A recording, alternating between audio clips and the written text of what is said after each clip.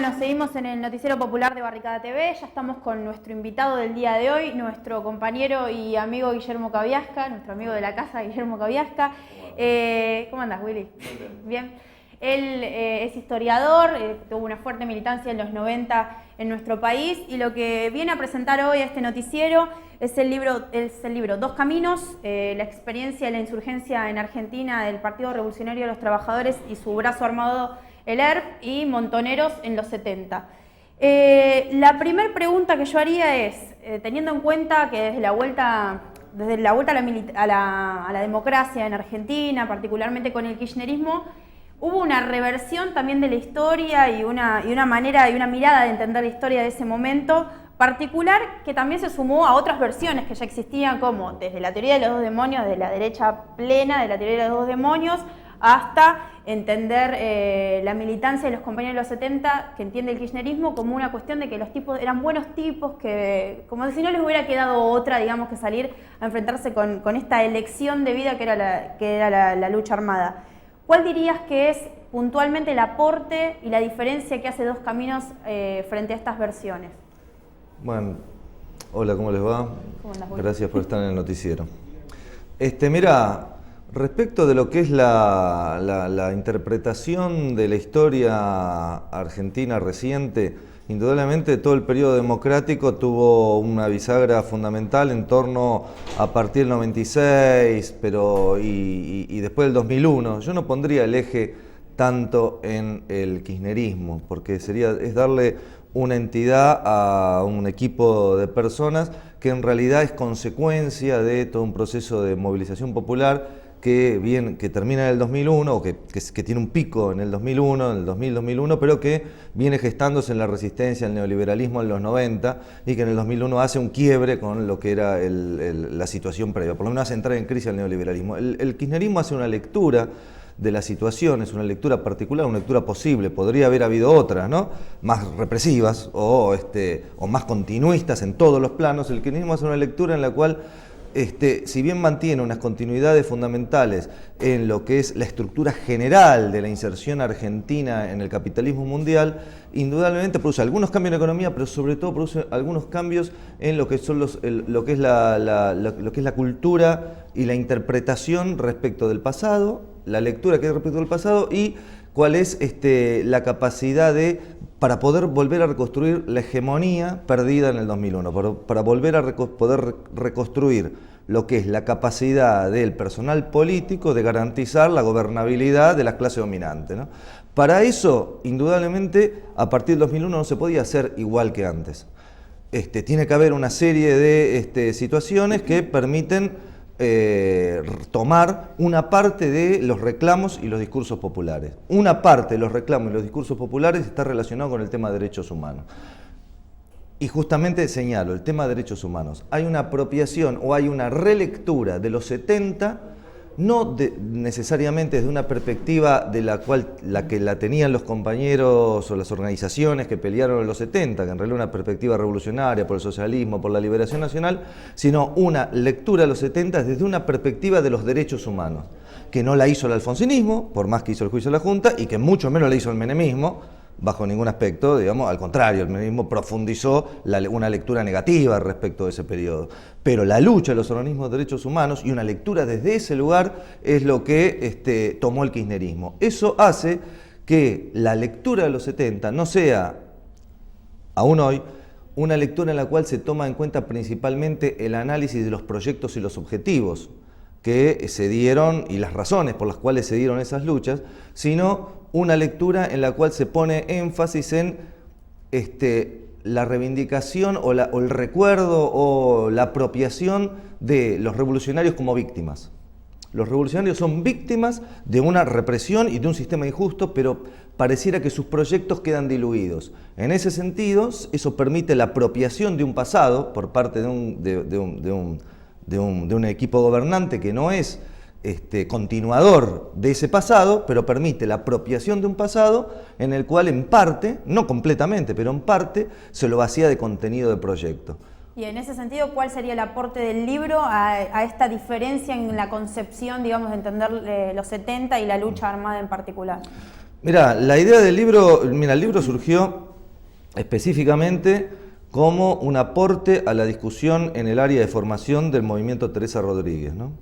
En ese aporte a la formación de los compañeros, la idea era plantear los compañeros del movimiento que participaban en las áreas de formación, en el área de autodefensa y todo eso, que pudieran tener un material inicial, ¿no? Es la base del cual salió la construcción de este libro, en el cual pudieran tener una lectura que los vinculara a un pasado de lucha y no simplemente a un pasado de derechos humanos o a una reivindicación heroica pero vacía de análisis y de crítica, ¿no? La idea en ese sentido es plantear la recuperación de ese pasado, pero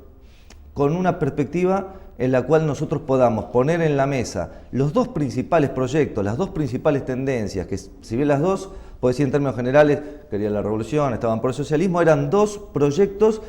dos formas diferentes de llegar a un objetivo similar, pero dos formas diferentes con notorias diferencias, sobre todo en el periodo que yo estudio del libro, que es entre el 73 y el 76, ¿no? Si bien hasta el 76 ambas perspectivas se van aproximando por la espiral represiva, en el 73 y 74 las perspectivas son claramente diferentes de cómo hay que encarar el proyecto político. Si nosotros agarramos y estudiamos esos dos proyectos no por separado, como en general se hace, uno se paran reivindicando Montonero, otro el PRT, y en general esa reivindicación, ese análisis lleva a una reivindicación acrítica de proyectos que en definitiva son nuestros proyectos pero fueron derrotados.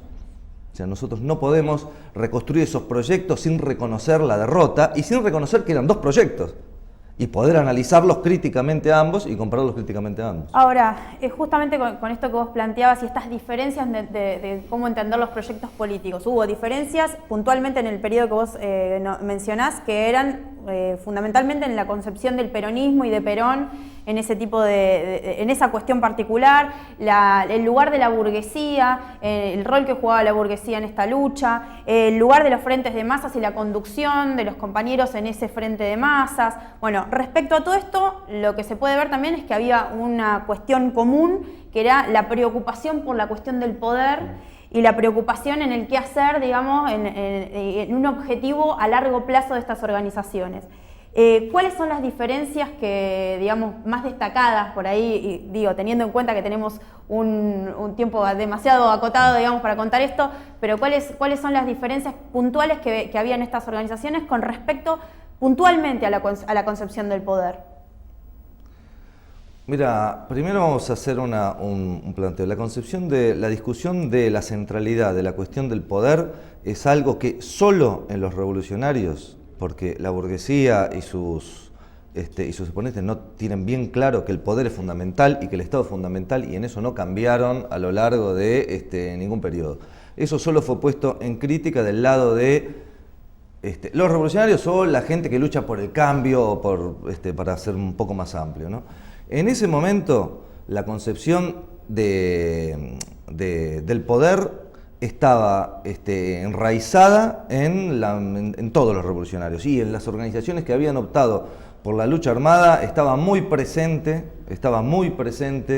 la idea, con matices, ¿no? Que cómo lo interpretaba cada uno, con la idea de que el poder estaba relacionado con la toma del poder, y la toma del poder debía ser primordialmente realizada mediante la lucha armada, ¿no? O sea, la construcción de una organización que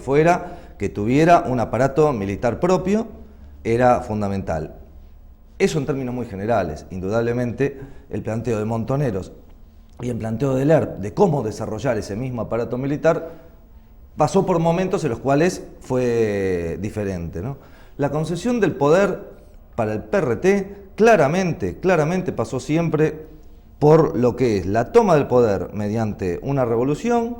que tuviera como eje al Ejército Revolucionario del Pueblo, que era la construcción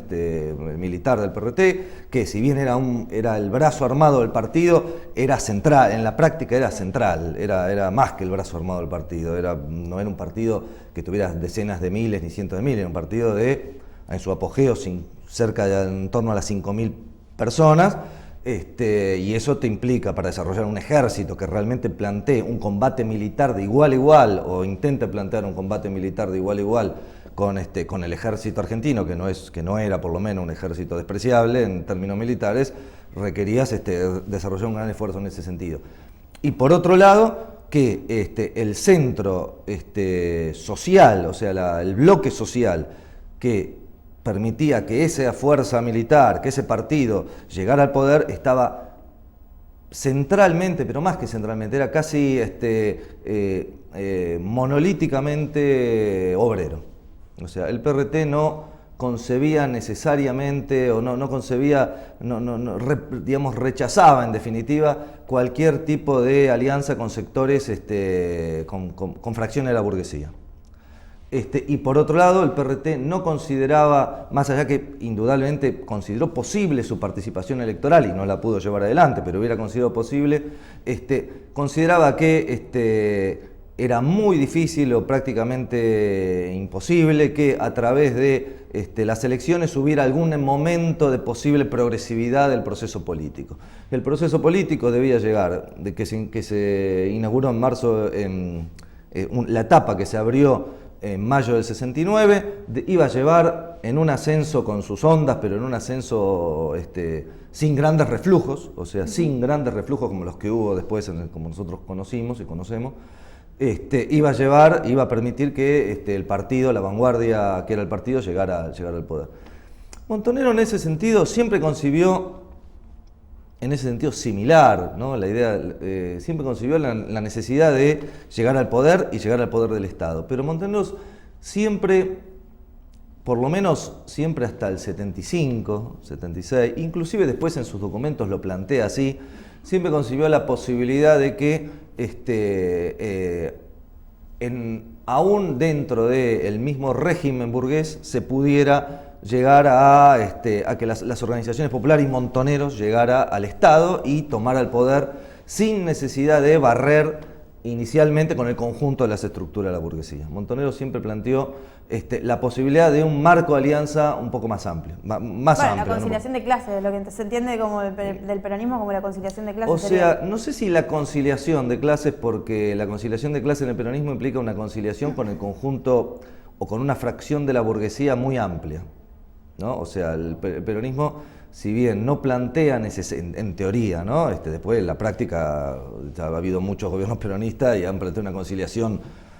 mucho más amplia, ¿no? Pero no plantea necesariamente la conciliación de clase necesariamente con los grandes grupos económicos o con los terratenientes, serían las fracciones más... Montonero en ese sentido se corre un poco más. Montonero plantea la posibilidad de tener algún espacio de conciliación de clase con fracciones de la burguesía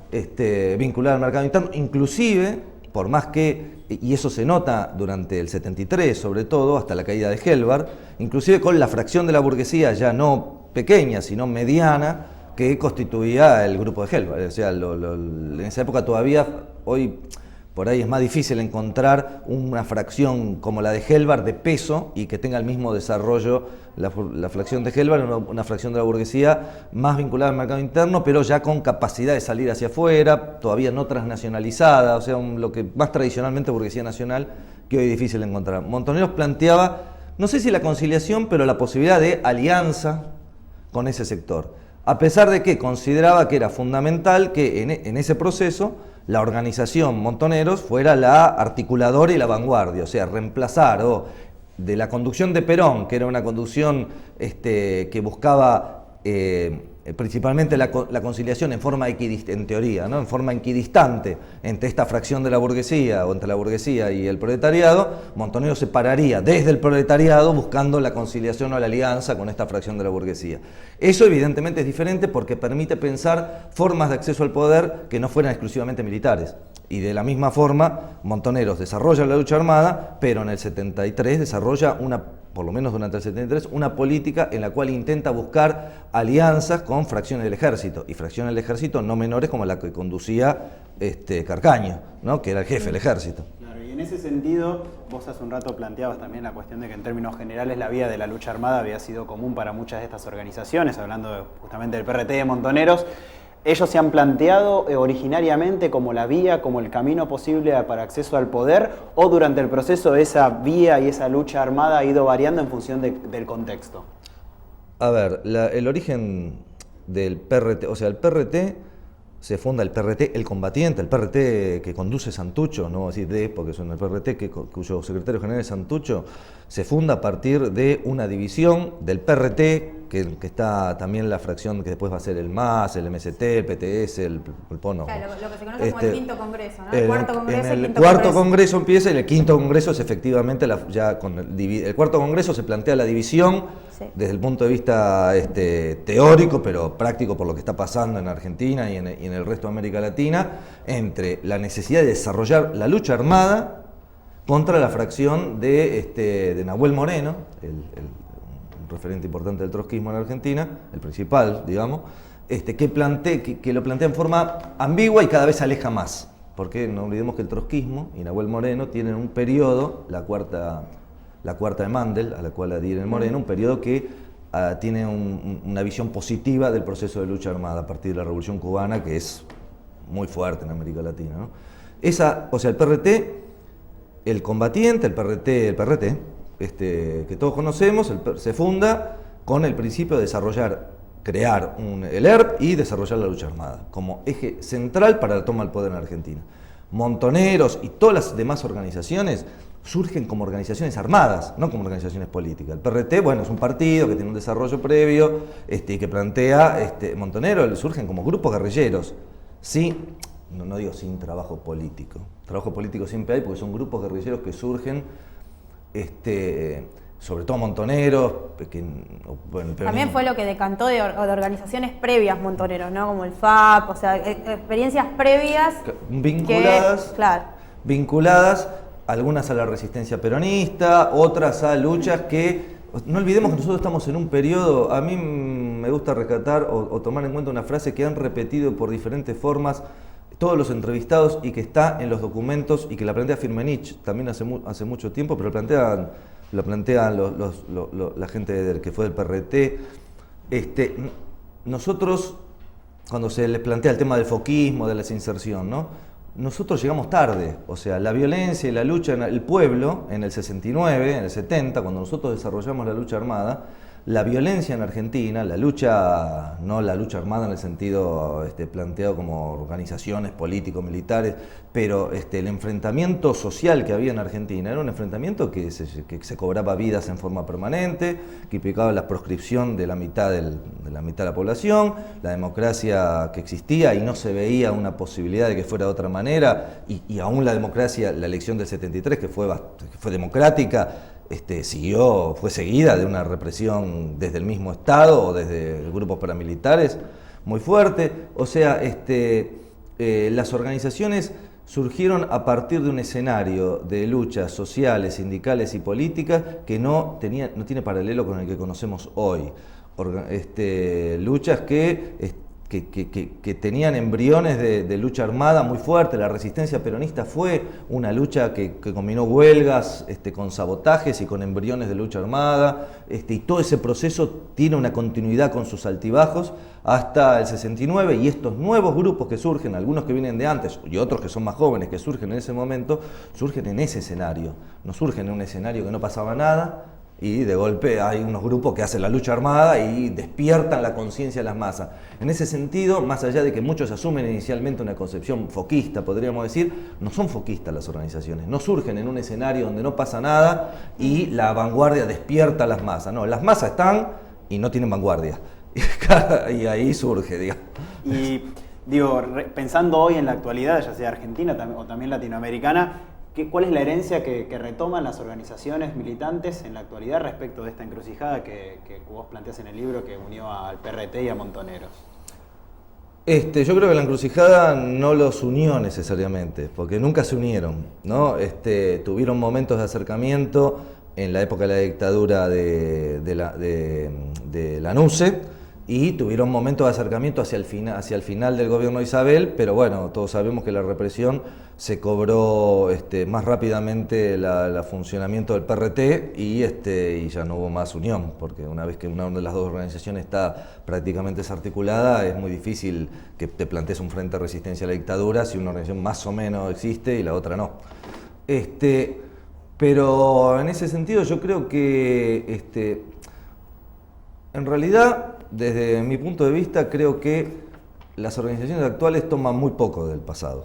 ¿no? Yo creo que hay pequeños grupos que son más bien folclóricos, o sea, realizan una reivindicación identitaria muy fuerte y en un punto de vista casi anacrónica, ¿no? de los procesos, separan, nosotros somos, y algunos grupos que son más reflexivos, pero siguen siendo grupos muy pequeños,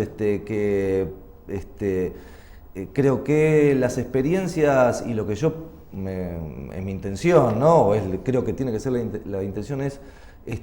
que la militancia vuelva a retomar esas experiencias, pero no desde una reivindicación o de un pensamiento de militancia de efemérides, ¿no? Vamos a homenajear a Santucho y era el más grande combatiente de todos los tiempos que hubo en Argentina. No, en realidad nuestros caídos, los montoneros, son lo más porque ellos expresaron el más movimiento de masas más revolucionario y más masivo que hubo. No. Nosotros tenemos que pararnos y eso no se ha hecho, yo creo que se ha hecho poco, recién se empieza a hacer. Creo que el kirchnerismo en ese sentido ha ayudado en parte y en parte ha confundido, pero creo que hay que hacer una reflexión respecto a la historia en el sentido que nos planteaba el marxismo en general, ¿no? Una visión crítica e impiadosa con nuestro propio pasado, y eso todavía no se ha hecho. Y a partir de ahí, nosotros o las organizaciones que surjan a partir de esa crítica y que desarrollen van a poder asimilar ese pasado y que les sirva útil para desarrollar la política en el presente, para construir organizaciones de masa revolucionarias en el presente, y creo que lo más importante de ese pasado es sin duda recuperar el valor de la idea y de la necesidad de llevar adelante la revolución. Eso, después las formas no van a ser, o las identidades, las estructuras van a sumar a estas experiencias, como podríamos decir que sumamos las experiencias de Felipe Varela o la del 17 de octubre, qué sé yo, son experiencias que han pasado.